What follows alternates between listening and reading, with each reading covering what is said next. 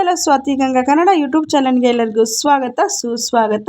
ಇವತ್ತಿನ ವಿಡಿಯೋದಲ್ಲಿ ವರಾಹ್ಯಮ್ಮನ ಒಂದು ಮಂತ್ರವನ್ನು ತಿಳಿಸ್ಕೊಡ್ತಾ ಇದ್ದೀನಿ. ಈ ಒಂದು ಮಂತ್ರವನ್ನು ಯಾವ ಕೆಲಸಕ್ಕೋಸ್ಕರ ಹೇಳ್ತಾ ಇದ್ದೀನಿ, ಎಷ್ಟು ಬಾರಿ ಹೇಳಬೇಕು ಅನ್ನೋ ಅಂತ ಕಂಪ್ಲೀಟ್ ಆಗಿರುವಂಥ ಮಾಹಿತಿನ ಈ ವಿಡಿಯೋದಲ್ಲಿ ಕೊಡ್ತೀನಿ ನೋಡಿ. ಇದನ್ನು ಕೇವಲ ರಾತ್ರಿ ಮಲಗೋದಕ್ಕೆ ಮುನ್ನ ಅಥವಾ ಬೆಳಗ್ಗೆ ಬ್ರಹ್ಮ ಮುಹೂರ್ತದಲ್ಲಿ 3 ಬಾರಿ ಹೇಳಿದರೆ ಸಾಕಾಗುತ್ತೆ. ನಿಮ್ದು ಏನೇ ಒಂದು ಕೋರಿಕೆ ಇದ್ರೂ ಕೂಡ ಖಂಡಿತವಾಗ್ಲೂ 3 ದಿನದಲ್ಲಿ ಈಡೇರುವಂಥದ್ದು. ನಿಮ್ದು ಎಂಥದ್ದೇ ಒಂದು ಕೋರಿಕೆ ಇದ್ರೂ ಕೂಡ ತಾಯಿಯ ಮುಂದೆ ಅದು ನಿಮಗೆ ನಿಜವಾದದ್ದಾಗಿರಬಹುದು, ದುಡ್ಡು ಕೊಟ್ಟಿರೋದಾಗಿರ್ಬೋದು, ಏನೇ ಒಂದು ನಿಮಗೆ ಸಂಕಲ್ಪ ಇದ್ರೂ ಕೂಡ ಈ ಒಂದು ಮಂತ್ರವನ್ನು ಹೇಳ್ಕೊಳ್ಳಿ. ಕೇವಲ 3 ದಿನದಲ್ಲಿ 3 ಬಾರಿ ಹೇಳ್ಕೊಂಡ್ರೆ ಸಾಕಾಗುತ್ತೆ. ಖಂಡಿತವಾಗ್ಲೂ ಆ ಕೆಲಸ ಅನ್ನೋವಂಥದ್ದು ಆಗುವಂಥದ್ದು. ಹಾಗಾಗಿ ಯಾವುದೇ ಕಾರಣಕ್ಕೂ ಅಪನಂಬಿಕೆಯನ್ನು ಇಟ್ಕೊಳ್ಬೇಡಿ, ನಂಬಿಕೆಯನ್ನು ಇಟ್ಟು ಮಂತ್ರವನ್ನು ಹೇಳ್ಕೊಡಿ. ಆವಾಗ ನಿಮಗೆ ತುಂಬ ಅಂದರೆ ತುಂಬ ಒಳ್ಳೆಯದನ್ನುವಂಥದ್ದಾಗುತ್ತೆ. 100ಕ್ಕೆ 100ರಷ್ಟು ರಿಸಲ್ಟ್ ಅನ್ನೋವಂಥದ್ದು ಸಿಗೋವಂಥದ್ದು. ಹಾಗಾಗಿ ತಿಳಿಸ್ತಾ ಇದ್ದೀನಿ. ಬನ್ನಿ, ಇವಾಗ ತುಂಬ ಜನ ಏನಂತ ಕೇಳ್ತಾ ಇದ್ದೀರಿ ಅಂತಂದರೆ, ವಾರಾಹ್ಯಮ್ಮನ್ನ ವಿಗ್ರಹ ಇಟ್ಕೋಬೇಕಾ, ಫೋಟೋ ಇಟ್ಕೊಳ್ಬೇಕಾ ಅಂತ ಹೇಳಿ ಕೇಳ್ತಾ ಇದ್ದೀರಿ ನೋಡಿ. ವಾರಾಹ್ಯಮ್ಮಂದು ವಿಗ್ರಹ ಸಹ ಇಟ್ಕೊಳ್ಬಹುದು, ಫೋಟೋ ಕೂಡ ಇಟ್ಕೊಳ್ಬಹುದು. ವಿಗ್ರಹ ಇಟ್ಕೊಳ್ಳುವಂಥವ್ರು ಅದಕ್ಕೆ ದೊಡ್ಡದಾಗಿ ವಿಗ್ರಹ ತೊಗೊಂಡ್ರೆ ಪ್ರತಿನಿತ್ಯ ಅಭಿಷೇಕ ಅನ್ನೋವಂಥದ್ದು ಆಗಬೇಕು, ಮತ್ತು ನೈವೇದ್ಯಗಳು ಕೂಡ ಆಗಬೇಕು.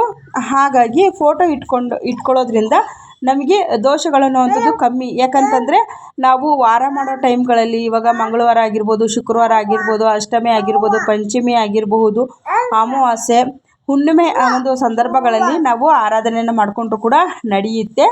ಮತ್ತು ಇವಾಗ ವಿಗ್ರಹ ಇಟ್ಕೊಂಡ್ಮೇಲೆ ಅದು ಸ್ವಲ್ಪ ದೊಡ್ಡ ವಿಗ್ರಹ ಇತ್ತಂದರೆ ನೈವೇದ್ಯ ಕೂಡ ಪ್ರತಿನಿತ್ಯ ಆಗಬೇಕು, ಅಭಿಷೇಕ ಕೂಡ ಆಗಬೇಕು. ಹಾಗಾಗಿ ತಿಳಿಸ್ತಾ ಇದ್ದೀನಿ ಅಷ್ಟೇ. ನಾನು ಮನೆಯಲ್ಲಿ ಯಾವ ರೀತಿಯಾಗಿ ವರಾಹೆಯನ್ನು ಆರಾಧನೆಯನ್ನು ಮಾಡ್ತೀನಿ ಅಂತ ಕೇಳಿದ್ದೀರಿ, ಅದನ್ನು ಕೂಡ ನಾನು ಈ ವಿಡಿಯೋದಲ್ಲಿನೇ ತಿಳಿಸ್ಕೊಡ್ತೀನಿ. ನಾನು ಯಾವ ರೀತಿಯಾಗಿ ಆರಾಧನೆಯನ್ನು ಮಾಡ್ತೀನಿ ಅಂಥೇಳಿ ನೋಡಿ. ಮನಸ್ಸಿನಲ್ಲಿ ನಮಗೆ ದೃಢ ಸಂಕಲ್ಪ ಅನ್ನುವಂಥದ್ದು ಇರಬೇಕು, ಯಾವುದೇ ಕಾರಣಕ್ಕೂ ಕೂಡ ಅಪನಂಬಿಕೆ ಇರಬಾರ್ದು ನೋಡಿ. ಇಲ್ಲಿ ನಾನು ವಾರಾಹ್ಯಮ್ಮನ ಪೂಜೆಯನ್ನು ಮಾಡ್ಕೊಳ್ಳೋದಕ್ಕೆ ಒಂದು ಮನೆ ಮೇಲೆ ಈ ರೀತಿಯಾಗಿ ಸಿದ್ಧತೆಯನ್ನು ಮಾಡ್ಕೊಂಡಿರ್ತೀನಿ. ಮೊದಲಿಗೆ ಸ್ವಲ್ಪ ಅರಿಶಿಣದ ನೀರಿಂದ ಅದನ್ನು ಕ್ಲೀನಾಗೆಲ್ಲ ಒರೆಸ್ಕೊಂಡು, ತದನಂತರದಲ್ಲಿ ಅಷ್ಟಲಕ್ಷ್ಮಿಯ ಒಂದು ರಂಗೋಲಿಯನ್ನು ಹಾಕಿ ಅದಕ್ಕೆ ಅರಿಶಿಣ, ಕುಂಕುಮ, ಅಕ್ಷತೆ ಹಾಕಿರುವಂಥ ವಿಡಿಯೋ ಇಲ್ಲಿ ಮಿಸ್ ಆಗಿದೆ. ಆ ರೀತಿಯಾಗಿ ಹಾಕಿಬಿಟ್ಟು ಹತ್ತರ ಮೇಲೆ ನೋಡಿ ಈ ರೀತಿಯಾಗಿ ಆ ಕಡೆ ಈ ಕಡೆ ಆನೆ ಬಂದಿದೆ, ಸೆಂಟ್ರಲ್ಲಿ ಲಕ್ಷ್ಮಿ ಕೂತಿರೋ ರೀತಿಯಲ್ಲಿ ಇರೋವಂಥ ಈ ಒಂದು ಅಖಂಡ ದೀಪವನ್ನು ನಾನು ತೆಗೆದುಕೊಂಡಿದ್ದೀನಿ. ನಾವು ಈ ಒಂದು ದೀಪಾವಳಿ ಕಂಬ ಅಂತ ಬರುತ್ತಲ್ವ, ಅದನ್ನು ಸಹ ನಾವು ತೆಗೆದುಕೊಳ್ಬಹುದು. ನನಗೆ ಇಲ್ಲಿ ಇಡೋದಕ್ಕೆ ಪ್ಲೇಸ್ ಇಲ್ಲ, ಹಾಗಾಗಿ ನಾನು ಏನು ಮಾಡಿದ್ದೀನಿ ಅಂದರೆ ಇದೇ ರೀತಿಯಾಗಿ ನಾನಿಲ್ಲಿ ತಾಯಿಯನ್ನು ಆರಾಧನೆಯನ್ನು ಮಾಡ್ಕೊಳ್ಳೋದಕ್ಕೆ ತೆಗೆದುಕೊಂಡಿದ್ದೀನಿ ನೋಡಿ. ಇಲ್ಲಿ ನಾನು ನಿಮಗೆ ಮತ್ತೆ ನೀಟಾಗಿ ತೋರಿಸ್ತಾ ಇದ್ದೀನಿ ನೋಡಿ. ಈ ರೀತಿಯಾಗಿ ನಾನು ಪೂರ್ವಕ್ಕೆ ಮುಖ ಮಾಡಿ ಇಟ್ಕೊಂಡು ಇರೋವಂಥದ್ದು ಈ ದೀಪವನ್ನು. ಇದಕ್ಕೆ ಎಣ್ಣೆ ಅಥವಾ ತುಪ್ಪವನ್ನು ಹಾಕಿ ದೀಪವನ್ನು ಹಚ್ಚಬಹುದು. ನಾನಿವತ್ತು ಎಣ್ಣೆ ಹಾಕಿನೇ ಹಚ್ಚಿದ್ದೀನಿ. ಕೆಲವೊಂದು ಬಾರಿ ತುಂಬ ಅಂದರೆ ತುಂಬ ಸಮಸ್ಯೆ ಇತ್ತು, ಏನೋ ಒಂದು ಕೋರಿಕೆ ನಂದು ಕೇಳ್ಕೊಳ್ಬೇಕು ಆಗಿತ್ತು ಅಂದರೆ ನಾನು ಕೆಂಪು ಬತ್ತಿ ಕೂಡ ಅದಕ್ಕೆ ಹಾಕ್ಕೊಂಡಿರ್ತೀನಿ.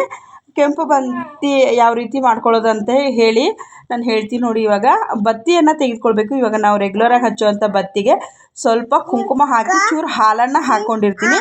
ಇಲ್ಲಾಂದರೆ ಕೆಲವೊಂದು ಬಾರಿ ನನಗೆ ಅರ್ಜೆಂಟಾಗಿ ನಾವು ಇವಾಗ ಪೂಜೆ ಮಾಡೋದಕ್ಕೆ ನನಗೆ ಬತ್ತಿಗಳು ಬೇಕು ಅಂದರೆ ಸ್ವಲ್ಪ ತುಪ್ಪ ಹಾಕ್ಕೊಳ್ತೀನಿ. ತುಪ್ಪ ಹಾಕ್ಕೊಂಡು ಅದಕ್ಕೆ ಸ್ವಲ್ಪ ಕುಂಕುಮವನ್ನು ಹಾಕಿ ಕೈನಲ್ಲಿ 2 ಕೈ ಮಧ್ಯದಲ್ಲಿಟ್ಟು ನಾನು ದೇವರ ಒಂದು ಪ್ರಾರ್ಥನೆಯನ್ನು ಮಾಡಿಕೊಂಡು ಆ ಬತ್ತಿಯನ್ನು ಉಜ್ಕೊಳ್ಳೋ ಅಂಥದ್ದು. ಈ ರೀತಿಯಾಗಿ ಮಾಡಿ 2 ಬತ್ತಿಯನ್ನು ಹಾಕ್ಬಿಟ್ಟು ನಾನು ಹಚ್ಕೊಳ್ಳೋಂಥದ್ದು. ತುಂಬ ಸಮಸ್ಯೆ ಇದೆ, ತುಂಬ ನನ್ನ ಮನಸ್ಸಿಗೆ ಏನೋ ಬೇಜಾರಾಗಿದೆ, ಏನೋ ಯಾರ ಮುಂದೆನೂ ಹೇಳ್ಕೊಳ್ಳೋಕೆ ಆಗ್ತಾ ಇಲ್ಲ ಅನ್ನೋ ಅಂಥ ಒಂದು ಮನಸ್ಸು ತುಂಬ ಭಾರವಾಗಿದ್ದಾಗ ನಾನು ಈ ರೀತಿಯಾಗಿ ಕೆಂಪು ಬತ್ತಿಯನ್ನು ಹಾಕ್ತೀನಿ. ಮತ್ತು ತಾಯಿಗೆ ಅಲಂಕಾರವನ್ನು ಮಾಡಿ ಆದಷ್ಟು ಅಂಥ ಒಂದು ಸಂದರ್ಭಗಳನ್ನು ಏನನ್ನ ಕೇಳ್ಕೊಳ್ಬೇಕಂದ್ರೆ ದಾಳಿಂಬೆ ನೈವೇದ್ಯವನ್ನು ಇಡೋವಂಥದ್ದು.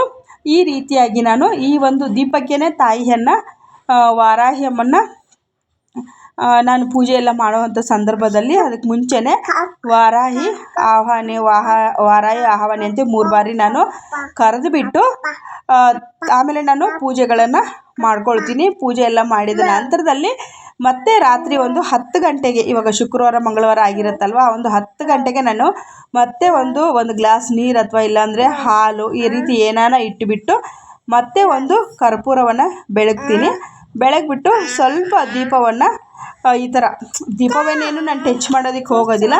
ಮೇಲೆ ಇಟ್ಟಿರುವಂಥ ಹೂವನ್ನು ಇವಾಗ ಒಂದು ಬಲಭಾಗದ್ದು ಸ್ವಲ್ಪ ಅಲ್ಲಿ ಅದೇ ಹೂವನ್ನು ಎತ್ತಿ ಕೆಳಗಡೆ ಇಕ್ತೀನಿ. ಆವತ್ತಿಂದು ಪೂಜೆ ಅನ್ನೋವಂಥದ್ದು ನಾನು ಶುಕ್ರವಾರ ಆಗಿರಲಿ ಮಂಗಳವಾರ ಆಗಿರಲಿ ನಾನು ಕಾಮಾಕ್ಷಿ ದೀಪವನ್ನೇನು ಟಚ್ ಮಾಡೋದಕ್ಕೆ ಹೋಗೋದಿಲ್ಲ. ಈ ರೀತಿಯಾಗಿ ನಾನು ಪೂಜೆಯನ್ನು ಮಾಡ್ಕೊಳ್ಳೋವಂಥದ್ದು. ಈ ರೀತಿಯಾಗಿ ಮಾಡೋನು ಕೂಡ ನನಗೆ ತುಂಬ ಅಂದರೆ ತುಂಬ ಒಳ್ಳೆಯದಾಗಿದೆ.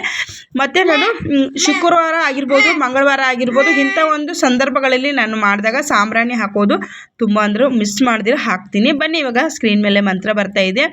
ಓಂ ಶ್ರೀಂ ಸಮಹೇಶ್ವರಿಯೇ ವಾರಾಹಿ ನಮೋ ನಮಃ. ಓಂ ಶ್ರೀಂ ಸಮಹೇಶ್ವರಿ ವಾರಾಹಿ ನಮೋ ನಮಃ. ಓಂ ಶ್ರೀಂ ಸಮಹೇಶ್ವರಿ ವಾರಾಹಿ ನಮೋ ನಮಃ. ಈ ಒಂದು ಬೀಜಾಕ್ಷರಿಯ ಮಂತ್ರವನ್ನು ನೀವು ಬರೆದುಕೊಳ್ಬಹುದು, ಬಾಯಿಂದ ಉಚ್ಚಾರಣೆಯನ್ನಾದರೂ ಮಾಡಬಹುದು. ಆದರೆ ಕೇವಲ ಬೆಳಗ್ಗೆ ಬ್ರಹ್ಮ ಮುಹೂರ್ತದಲ್ಲಿ ಹೇಳ್ತೀವಿ ಅಂದರೂ ಕೂಡ 3 ಬಾರಿ ಹೇಳ್ಬೋದು. ಇಲ್ಲ ರಾತ್ರಿ ಮಲಗೋದಕ್ಕೆ ಮುನ್ನ ಹೇಳಿದ್ರೂ ಕೂಡ 3 ಬಾರಿ ಹೇಳಬಹುದು. ಮತ್ತು ನೀವು ಕೇವಲ 3 ದಿನದಲ್ಲಿ ನಿಮ್ಮದು ಏನೇ ಒಂದು ಕೆಲಸ ಇದ್ದರೂ ಕೂಡ ಖಂಡಿತವಾಗ್ಲೂ ಆಗೇ ಆಗುತ್ತೆ. ನಂಬಿಕೆ ಇರಬೇಕು ಅಷ್ಟೇ. ನಂಬಿಕೆ ಇಲ್ಲಾಂದರೆ ಕೆಲಸ ಯಾವುದೇ ಕಾರಣಕ್ಕೂ ಆಗೋದಿಲ್ಲ. ನಂಬಿಕೆ ಇಟ್ಟು ಮಂತ್ರವನ್ನು ಹೇಳ್ಕೊಳ್ಳಿ. ಖಂಡಿತವಾಗ್ಲೂ ನಿಮ್ಮದು ಕೆಲಸ ಏನಿದೆಯೋ ಆ ತಾಯಿ ಖಂಡಿತವಾಗ್ಲೂ ನೆರವೇರಿಸ್ತಾಳೆ. 3 ದಿನದಲ್ಲಿ ನಿಮಗೆ ಒಳ್ಳೆಯ ಒಂದು ಶುಭ ವಾರ್ತೆ ಅನ್ನೋವಂಥದ್ದು ಬರೋವಂಥದ್ದು. ಹಾಗಾಗಿ ತಿಳಿಸ್ತಾ ಇದ್ದೀನಿ, ನಂಬಿಕೆ ಇಟ್ಟು ತಾಯಿಯನ್ನು ವಾರಾಹಿ ಅಮ್ಮನನ್ನು ನಂಬಿ ತಾಯಿ ಅಂಥೇಳಿ ನಮ್ಮ ಕಷ್ಟ ಕಾರ್ಪಣ್ಯಗಳನ್ನು ಹೇಳ್ಕೊಂಡ್ರೆ ಸಾಕು, ಎಷ್ಟೋ ಕರ್ಮಗಳನ್ನುವಂಥದ್ದು ದೂರವಾಗುತ್ತೆ. ಹಾಗಾಗಿ ನೀವು ಫೋಟೋ, ವಿಗ್ರಹ, ದೀಪ, ನಾನು ದೀಪವನ್ನು ಇದು ಮಾಡಿಕೊಂಡು ದೀಪದಲ್ಲೇ ತಾಯಿಯನ್ನು ಆವಾಹನೆಯನ್ನು ಮಾಡೋವಂಥದ್ದು. ಮುಂದಿನ ದಿನಗಳಲ್ಲಿ ಸ್ವಲ್ಪ ಪ್ಲೇಸ್ ದೊಡ್ಡದಾಯಿತು ಅಂದರೆ ತಾಯಿಯ ಫೋಟೋನ ಇಟ್ಕೊಳ್ಬೇಕಂತ ನನಗೂ ಕೂಡ ಆಸೆ ಇದೆ. ಅದನ್ನು ಕೂಡ ನಾನು ನಿಮ್ಮ ಜೊತೆಗೆ ಶೇರ್ ಮಾಡ್ಕೊಳ್ತೀನಿ. ವಿಗ್ರಹ ಇಟ್ಕೊಂಡಾಗ ಅಭಿಷೇಕ ಮಾಡಬೇಕು. ಹಾಗಾಗಿ ನಾನು ವಿಗ್ರಹ ಇಟ್ಕೊಂಡಿಲ್ಲ, ದೀಪದಲ್ಲಿನೇ ಇದರಲ್ಲಿನೇ ನಾನು ಪೂಜೆಯನ್ನು ಮಾಡೋವಂಥದ್ದು. ವಿಡಿಯೋ ಇಷ್ಟ ಆಗಿದ್ರೆ like, share, comment, subscribe. Thank you for watching. ನಮಸ್ತೆ.